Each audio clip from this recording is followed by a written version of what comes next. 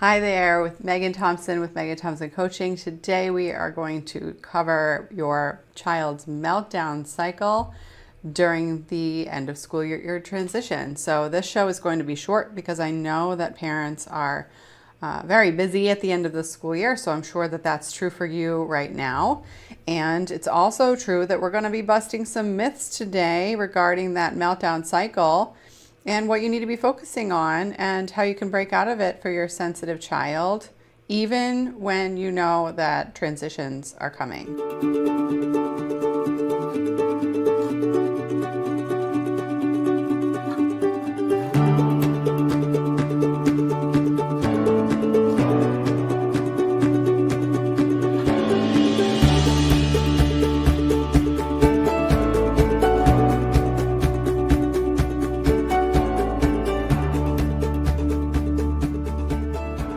First things first, supporting your highly sensitive child during transitions is meant to look different from a schedule standpoint, right?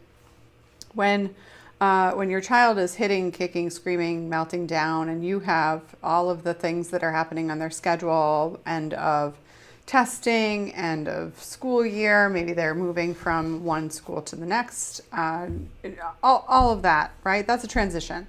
Things are changing. Summer's happening, right?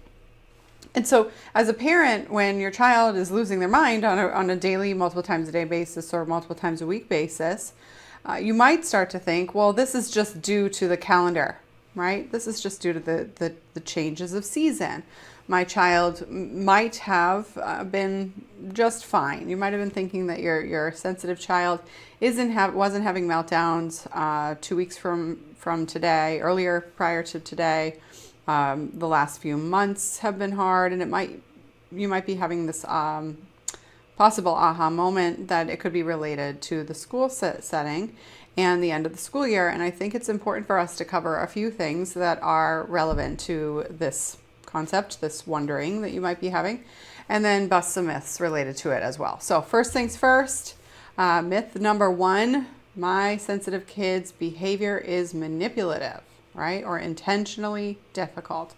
So we all know that when your child is struggling with their big emotions and that leads to big behaviors, I should say we all need to know that your child is not doing this behavior on purpose. They are not trying to inflict harm on you if they are engaging in physical aggression. They are not trying to make your life miserable or retaliate with the frustration that they're experiencing or the worries that they're having based on the stressors that they're experiencing at school. They're not trying to take out their anger on somebody on purpose. This is not developmentally possible for your sensitive child to be conniving, manipulative, or intentionally difficult. And that is true for those of you who are parenting a teenager. So the process of the brain, when we look at child development and what's required of the highly sensitive child brain and any child brain, is to recognize that the frontal lobe, which is the part of the brain close to the forehead here, and I'm going to use my brain, if you're watching this on YouTube or Facebook or any other place where we have video, our blog, you see this green section here. This is a slice of the brain, right? I use this a lot on our coaching calls to explain neuroscience, okay? Child development. This part of the brain, front of the brain, right? Okay? This is right where your child is thinking about cause and effect. Frontal lobe, right? 1 + 1 cause, this cause plus this cause equals 2 effect, right? This part of the brain, not math. I'm not asking you to tell me that, or not trying to tell you that the frontal lobe is where math is happening in the brain. What I'm talking about is the understanding that if I do this, that leads to this consequence. And this component of the brain is not fully developed. That means that it exists, right? It's there, but there's not a lot of neural pathways for the child to be using that part of the brain, for that part of the brain to have its fully functionings capacity. And as a result, what that means is that your child is not able to think ahead, plan connivingly ahead in order to change your behavior based on their behavior. That's a concept of cause and effect in a way that would be manipulative, right? And the experience that you're having is in fact not manipulation, but rather influence if you yourself are not managing your emotional mindset. Anybody can influence you towards feeling negative emotion if you don't have your own positive emotion and negative emotion regulation skills. And so what happens is you as a parent will start to blame your child for the way that you're feeling. And that is inappropriate. Okay. It's also ineffective, right? It doesn't serve you. But it's inappropriate in the sense that it is not your child's job to make you feel better. It's not anyone's job to make you feel anything. And in fact, no one makes you feel anything. An experience happens and you feel a feeling of that based on an expectation you have that may or may not have been met, right?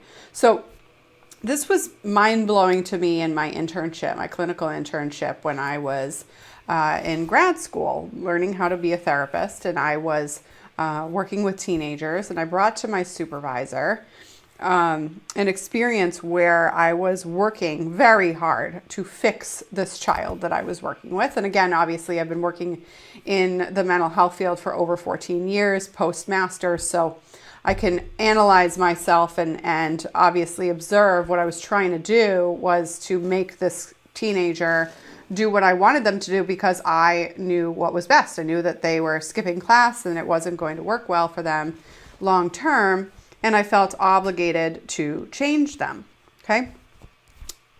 Therapy 101, right? It's not your job to change the client. It's your job to help the client feel like they want to change and then decide to change and then figure out how to change themselves, all right? So I want to pin that concept for later. Maybe for a different show, but we'll probably try and address that later as well. But what I think is important for us to focus on here is the fact that if you as a parent are trying to change your child right away, you're seeing their behavior as manipulative, you get frustrated, you automatically believe that your child is in control of you, you know that that's not appropriate, nor do you something that you want, so then you lash out by reacting, right? And when you react, you blame your child for your emotional state. And when that happens, you put your child in charge of you and you feel frustrated and inadequate as a parent, okay? So we don't need that. And I don't need you to go through years and years of therapy to make that revelation. It's something that you can learn just by what we call psychoeducation in the mental health field. But here I'm speaking to you as a mental health consultant and a parent coach, and we can walk through that process now just to address some of these myths, right?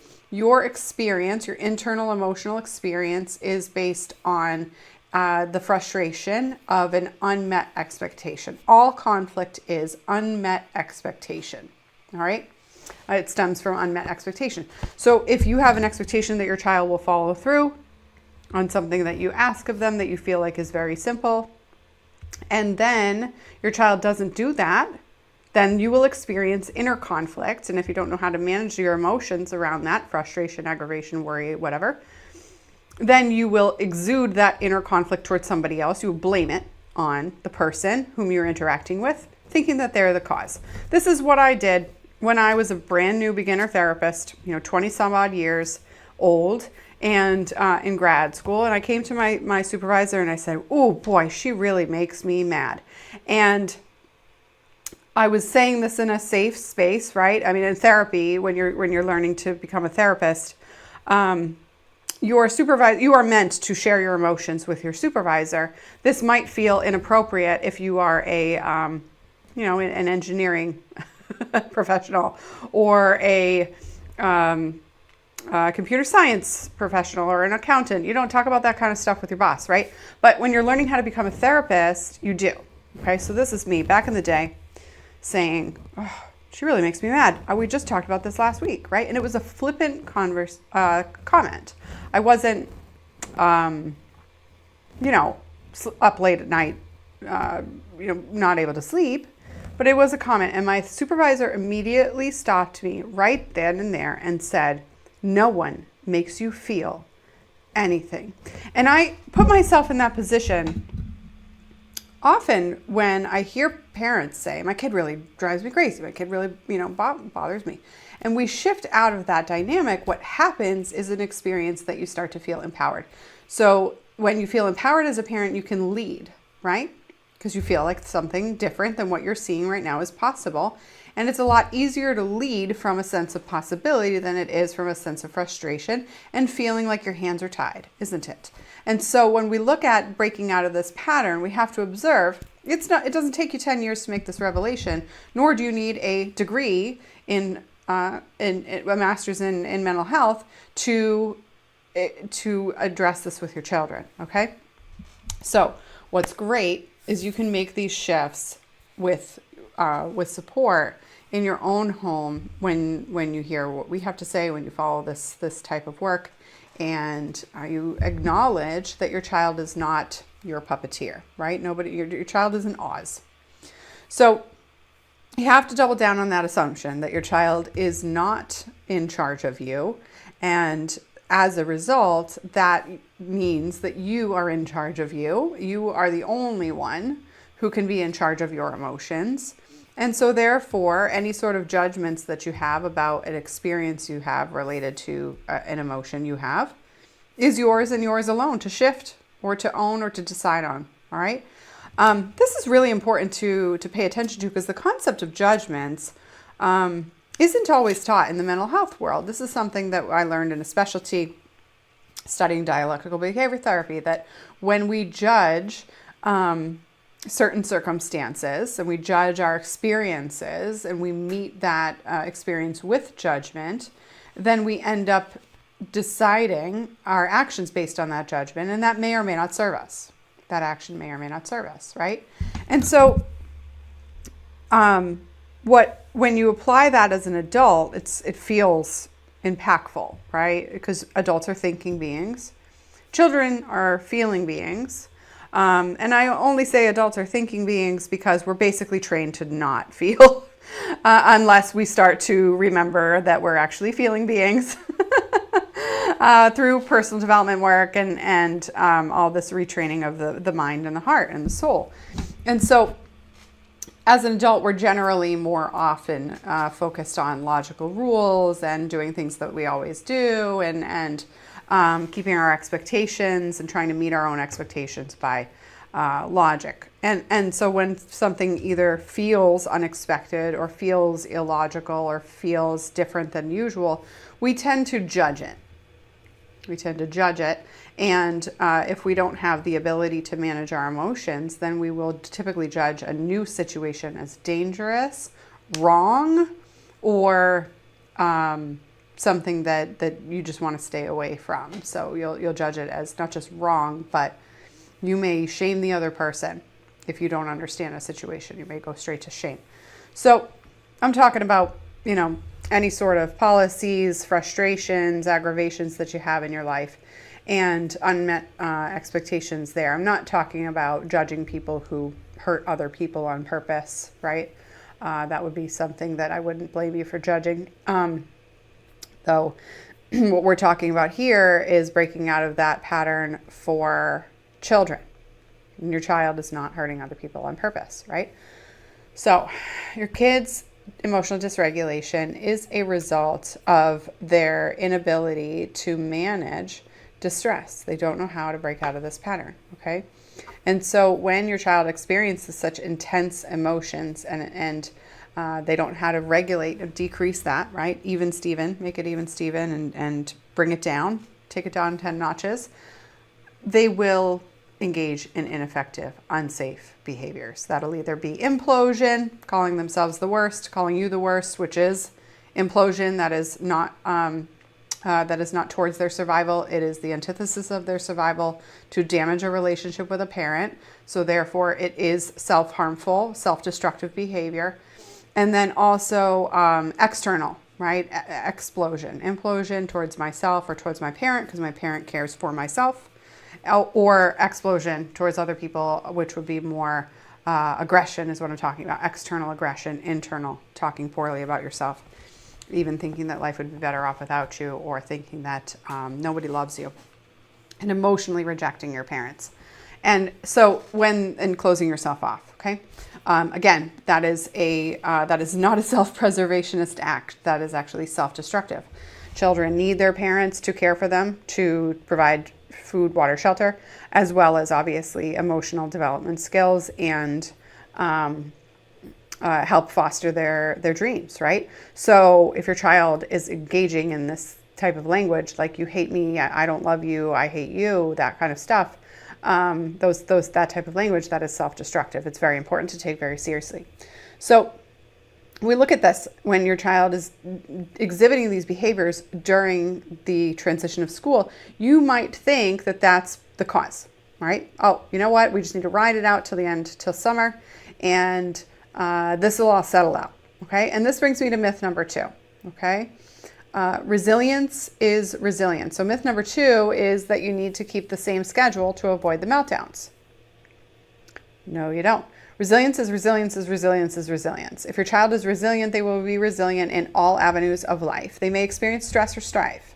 They may fall back into an old pattern for a couple of weeks or so, but they will not struggle with a sense of incapability for weeks and weeks and weeks and weeks on end, and go so far into a pit of despair that they quit, right? So I'm not talking about a situation. We just had a client who was celebrating last year. She came through boot camp. Her name's Tanya. She came through boot camp, which is our program for parents of highly sensitive kids who need to break out of the meltdown cycle. And they do this in as little as 8 weeks. And this mama came in, single parent, was just, lovingly, I call a Nagasaurus Rex. She just could not get her preteen to get out of bed, right? It was a lot, okay? And so there was so much going on with this dynamic, and she was able to break out of that pattern. Within a couple of weeks of our work together, her daughter was taking ownership, her daughter was following through, going to school, etc., right? Easy peasy with a process. What's important to understand is that that skill comes from a sense of capability and self-concept when you're led by your parent who helps you feel heard and understood. And so we helped Tanya do this. She was able to do this. A year later, her daughter was significantly bullied and ostracized. And this is because the bullies were asking her daughter to admit to a thing she didn't do and just apologize for it. And her daughter stood her ground. Now, if we're looking at emotional health and we're looking at school transitions, and we're looking at school chaos, we're also talking about peer chaos, right? This is why this is relevant. All this stuff was happening at school.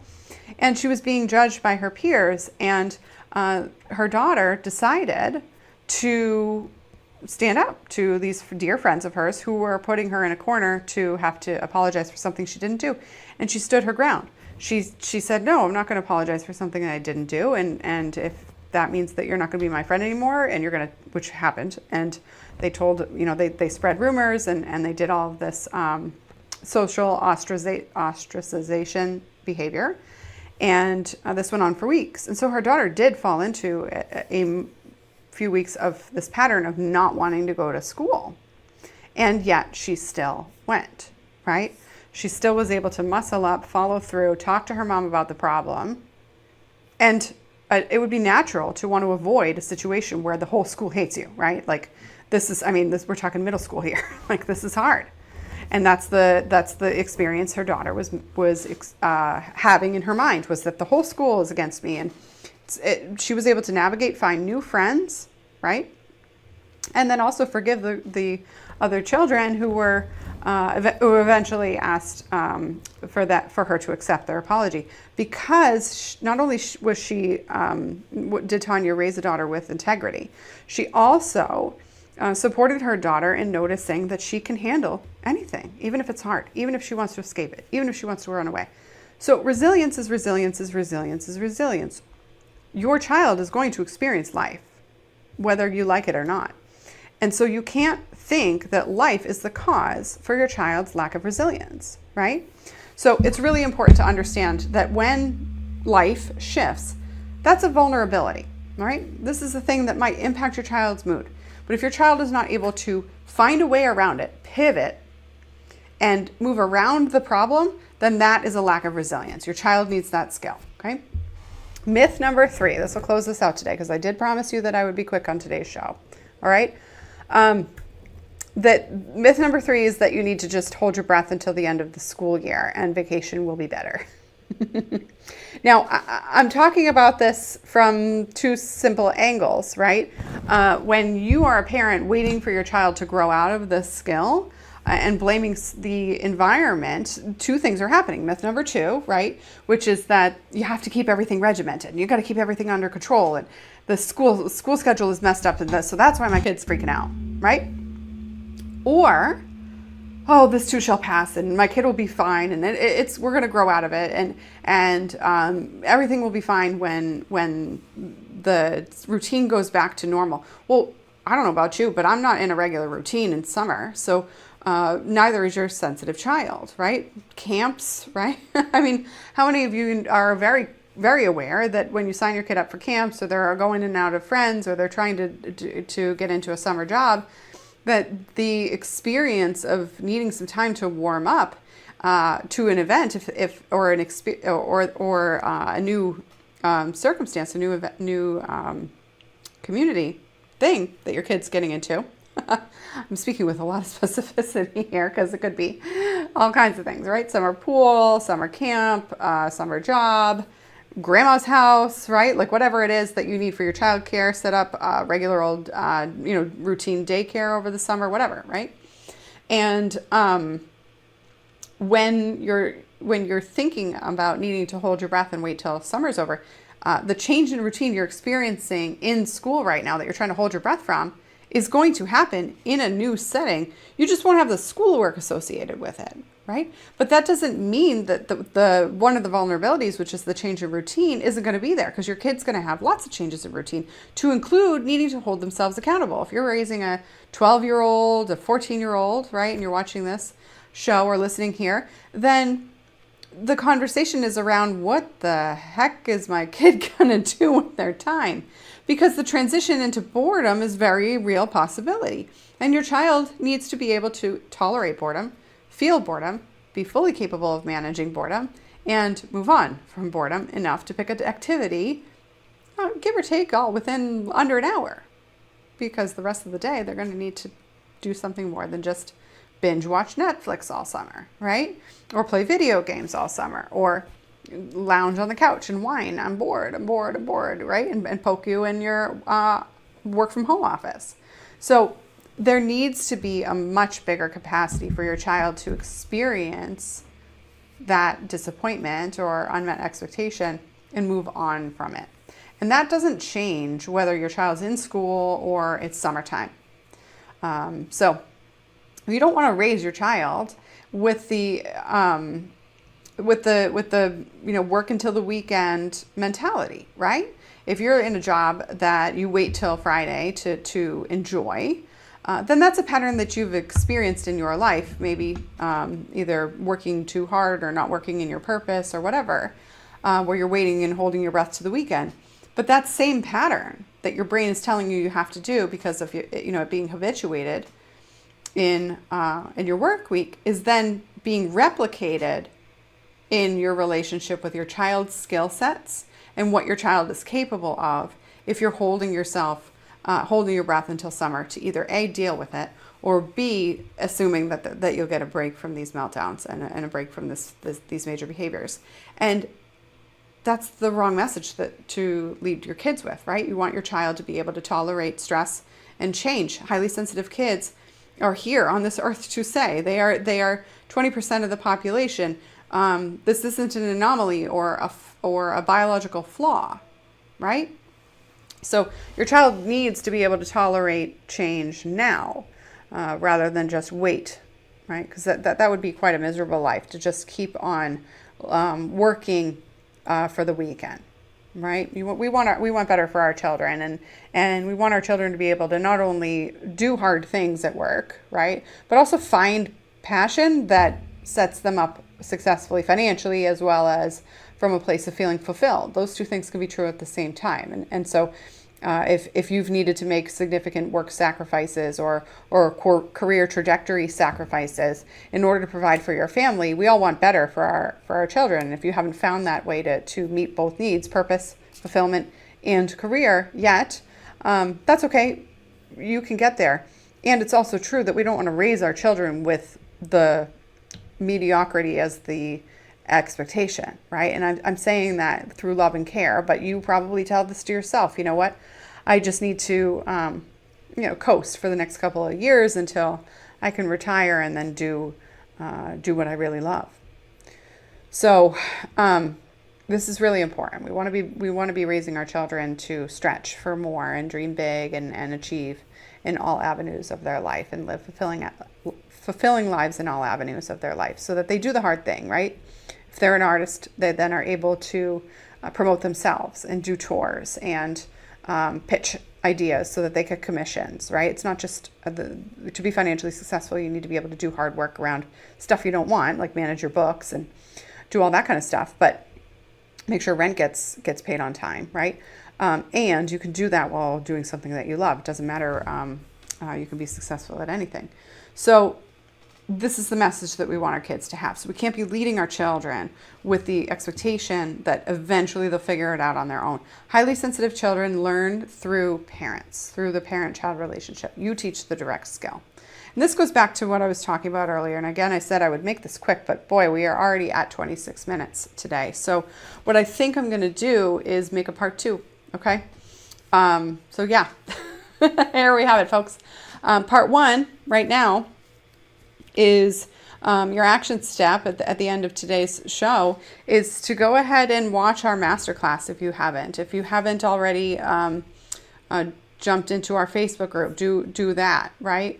Start to observe for yourself where your emotional struggle is and what conclusions you're jumping to. When you're parenting your sensitive kid, you got to get out of your own way. And then next week, we're going to talk about what works, what doesn't work to help your child get out of their way. You may have heard our process here. If you haven't, definitely go ahead and register for our free masterclass, meganthompsoncoaching.com/5 steps. If you're parenting a teen who's more stuck in isolation and overwhelmed, meganthompsoncoaching.com/5 steps_teen, TEEN. And then you will be able to learn more about the shifts that you need to make in your home to break out of these mental blocks, to break out of the patterns that you're in, to support your child in breaking out of the meltdown cycle. And that is a you-directed thing, not a child-directed thing or a professional-directed thing, some other professional. So you need to be the one who helps your child break out of that. So go ahead and learn more about that.